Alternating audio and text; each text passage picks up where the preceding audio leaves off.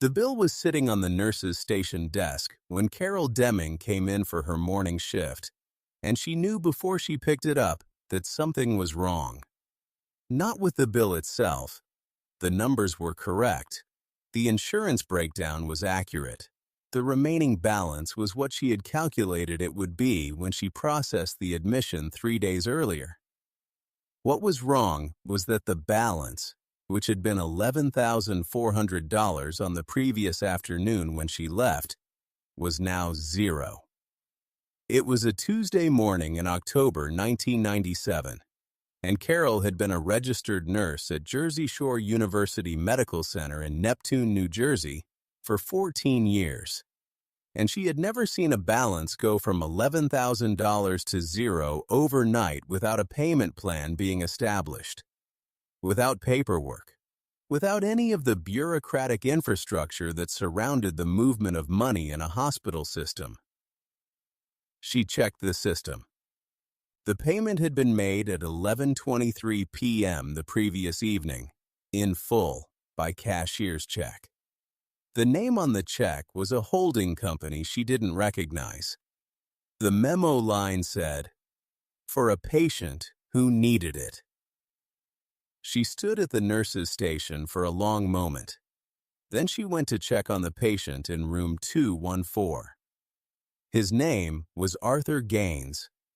He was 67 years old, a retired schoolteacher from Asbury Park, who had been admitted 3 days earlier following a cardiac event. Not a full heart attack, his cardiologist had been careful to specify, but a serious warning, the kind that required immediate intervention and several days of monitoring and a conversation about what came next. Arthur had Medicare, but Medicare had gaps, and the gaps in Arthur's case had added up to $11,400 that he did not have and had not had any clear path to obtaining.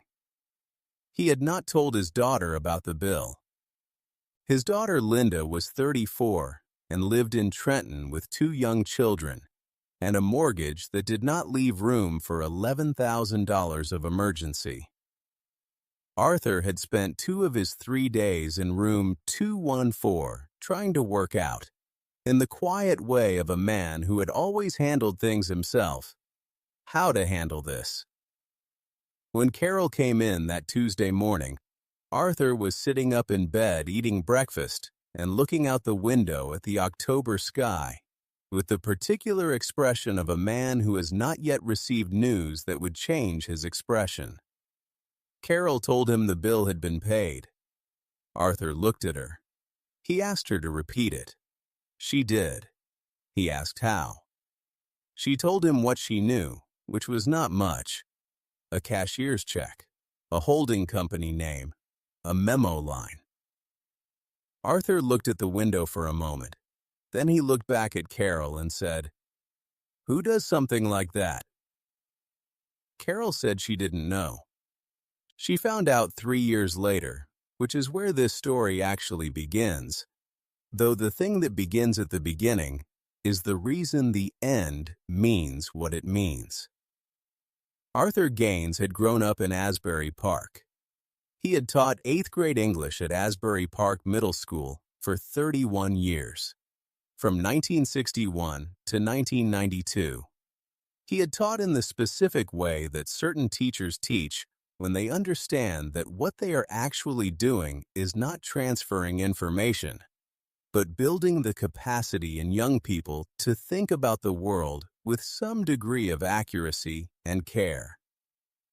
He had not been famous for this. Teaching is rarely famous.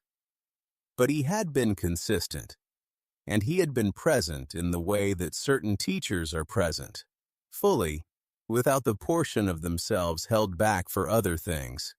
And this had accumulated across 3 decades into something that his former students recognized even when they could not name it precisely. One of those former students had been a boy named Bruce, who had been in Arthur's 8th grade English class in 1965, who had sat in the 3rd row by the window and who had been, by Arthur's account in the years when he spoke of it, not the most academically distinguished student he had ever taught, but possibly the most attentive.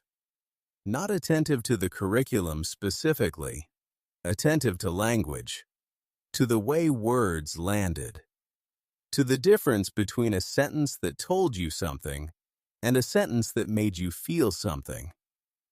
Arthur had noticed this and had, in the quiet way of teachers who notice things, fed it. Extra reading, conversations after class. The particular attention of an adult who recognizes something in a young person worth recognizing. He had not seen the boy after he graduated. He had followed, at a distance, and with the particular pride of a teacher who watches a former student become something remarkable, what the boy became.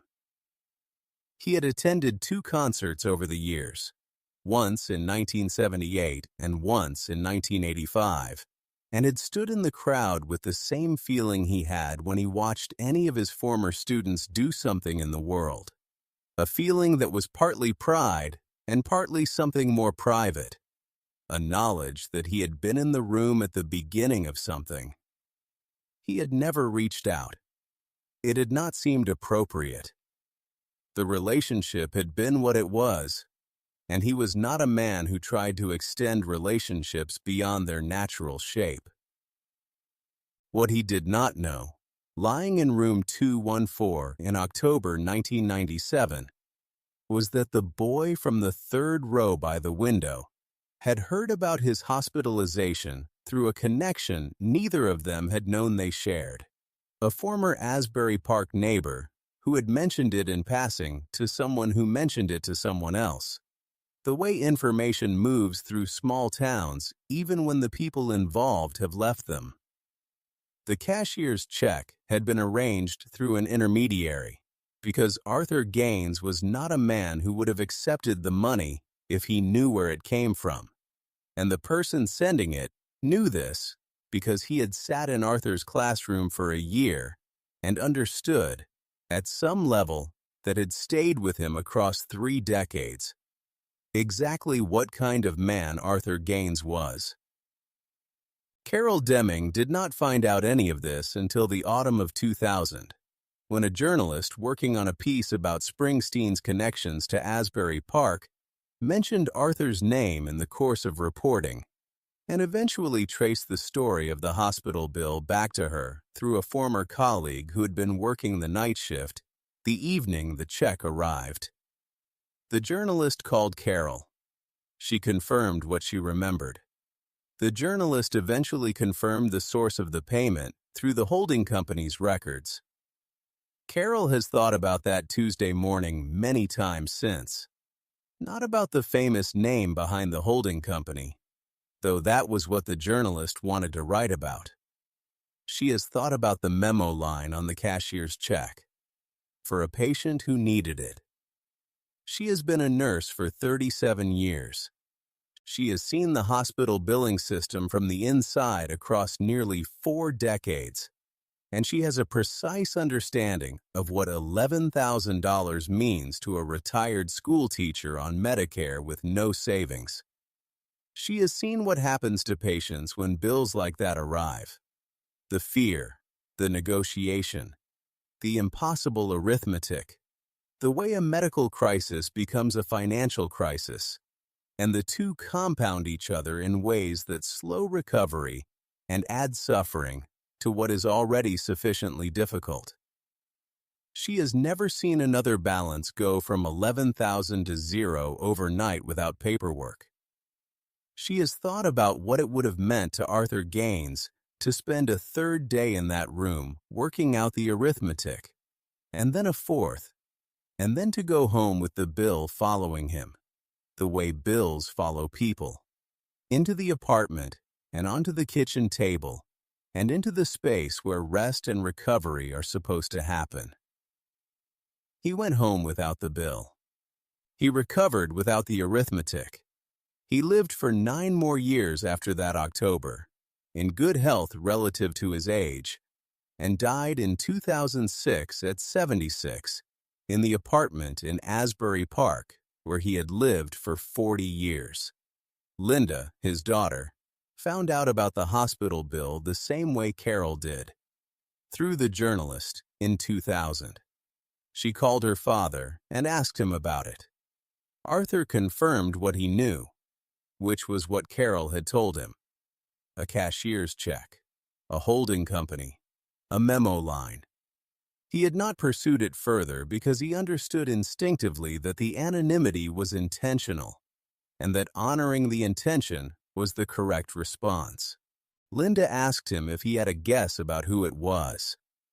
Arthur was quiet for a moment. Then he said he had a thought about it. Yes. He said he had had the thought since the morning Carol told him, and that he had carried it for 3 years and had not acted on it because the point, he believed, was not the name behind the check, but the fact of the check itself. Someone knew I needed help, he said, and helped. That's the whole thing. Linda said that was a very Arthur Gaines way of looking at it. He said he had been looking at things that way for 70 years and saw no reason to stop. Arthur Gaines never taught again after his retirement in 1992, but he continued, in the way of certain teachers, to be a teacher in the world without a classroom. He read to children at the Asbury Park Public Library on Saturday mornings for 11 years. He mentored a rotating group of young men through a community program connected to his church. He wrote letters, actual letters, on paper, in the careful handwriting of someone who had spent 30 years caring about language, to former students who reached out over the years, which was many of them, because the students of certain teachers have a way of circling back. He wrote one letter, in the spring of 2001, to an address in New Jersey that he had obtained through a contact he did not explain to anyone. The letter was 2 pages. He did not confirm anything in the letter, did not name the holding company, or the cashier's check, or the memo line. He simply wrote about the 31 years of teaching and what they had meant to him, and about a particular year, 1965, and a particular student in the 3rd row by the window, and what it had meant to watch that student become what he became. He received a reply within 2 weeks. He kept the reply in the drawer of his desk until he died, and Linda found it when she was going through his things. She has not shared what it said. She says it was meant for her father, and that what it said belongs to him. What she has shared is the last line of her father's letter, which she found in a draft he had kept with the reply. The last line said, "I just wanted you to know that the 3rd row by the window was one of the best seats I ever had." There is something about the memo line that Carol Demming has never been able to stop thinking about, and it is not what you might expect. It is not the anonymity, though the anonymity is remarkable. It is not the amount, though $11,000 is not a small number. It is the specific choice of words, not for Arthur Gaines, not for room 214, not any of the identifying information that would have been available to whoever wrote the check, just for a patient who needed it. Carol has asked herself many times across 23 years of thinking about that morning what those words mean. Whether they mean that the person who wrote them did not want credit, which is the obvious reading, or whether they mean something else. Whether they mean that the specific identity of the patient was, to the person writing the check, secondary to the fact of the need. That what was being answered was not, "Arthur Gaines has a bill," but, "A person is in a hospital room working out impossible arithmetic, and that is a problem I can solve." She has come to believe it is the second reading, not instead of the first, but alongside it. that the anonymity and the generality were both intentional, and that together they said something about how the person on the other end of the check understood the transaction, not as a favor to someone he knew, which would have been understandable, but as a response to a need that he happened to be in a position to meet. This distinction matters to Carol in ways she has found difficult to articulate to people who ask her about it. She works in a hospital. She sees need constantly, in quantities that exceed what any single person can respond to. She has developed, across 37 years, the professional capacity to do her job well without being destroyed by the gap between what people need and what is available to them. But she has also, across 37 years, watched what happens to patients when that gap closes unexpectedly, when the thing they were bracing for doesn't arrive, when the arithmetic they were doing at 2 in the morning turns out not to be necessary. She watched it happen to Arthur Gaines on a Tuesday morning in October 1997. She came into his room and told him the bill had been paid, and watched his face do something she had not seen a face do before in 14 years of nursing. Not relief exactly, though relief was part of it. Something closer to recalibration, the visible process of a person updating their understanding of what the world is capable of doing. He had been in that room working out the arithmetic. And then, because of a cashier's check written at 11:23 p.m. by someone who described him only as a patient who needed it, he didn't have to anymore. Carol became a nurse because she believed that what people needed in hospitals was not just medicine, but presence. The knowledge that someone was paying attention, that they were not alone in the room with their body's failures and their fear. She has spent 37 years trying to provide that, in the ways available to her within the constraints of a system that is large and underfunded and imperfect. She thinks about the cashier's check as a different kind of presence. Someone paying attention from outside the room. Someone who could not be there in person and found another way to be there. Someone who knew that $11,000 was not just money, it was the weight that Arthur Gaines would have carried out of that hospital and into his recovery, and that the weight would have made the recovery slower and harder and more frightened. The check removed the weight before he felt it fully. That is what Carol thinks about when she thinks about that Tuesday morning. Not the name, not the amount, not the story that eventually came out in 2000. The weight that wasn't there. The arithmetic that didn't have to be done. And the 7 words on the memo line that said, without saying anything else, that somewhere outside room 214, someone understood what it meant to be a patient who needed it, and decided that was enough reason to help. Arthur Gaines taught 8th grade English for 31 years. He read to children at the library for 11 years after that. He wrote letters in careful handwriting to former students for longer than anyone kept count. He died in 2006, knowing that one of the things he had put into the world, 31 years of showing up fully, of paying attention to the student in the 3rd row by the window, had come back to him in the form of a cashier's check and a memo line, and a Tuesday morning when the bill was 0. He never said this out loud, but Linda found, in the drawer with the letter, a single index card in her father's handwriting that said only, "The things we put into the world come back. Not always. Not on schedule. But sometimes. Be patient."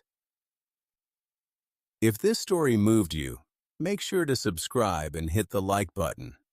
Share this with a teacher who changed your life, or with anyone who has ever been helped anonymously and carried the weight of that kindness forward.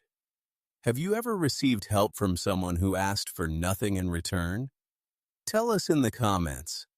And don't forget to ring the notification bell for more stories about the moments that remind us why music exists.